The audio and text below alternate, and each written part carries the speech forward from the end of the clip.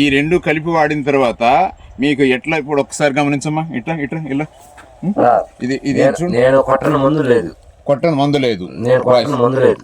అయితే ఈ రెండు కొట్టిన తర్వాత చిగురు అనేది మెత్తంగా వచ్చింది, ఆకు వచ్చేసరికి కొద్దిగా ఏం లేకుండా షాప్కి వస్తుంది. ఆకు షాప్కి వస్తే చేను కాసుద్ది.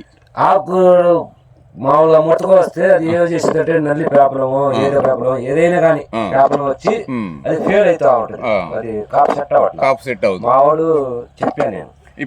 ఇప్పుడు మనం గమనించాల్సింది ఏంటంటే క్లోజ్ ఇక్కడ ఒకటి మొత్తం చిగురంతా చక్కగా విప్పారి చక్కగా చిగురు వస్తుంది, తర్వాత మళ్ళీ ఇక్కడ పోత వస్తుంది. ఈ రెండు మందులు మంచి కాంబినేషన్ ఏనా, బాగా పనిచేసాయా మీకు? నాకైతే నేనైతే ఎక్స్పోనస్ ఎలక్ట్రో సీజ్మెంట్ సుమోడిషు మళ్ళా గాష అయితే అయితే ఒక మూడు బుట్లు కొట్టుంటాను. సో అన్ని రకాల బ్రాండ్లు వాడారు మీరు?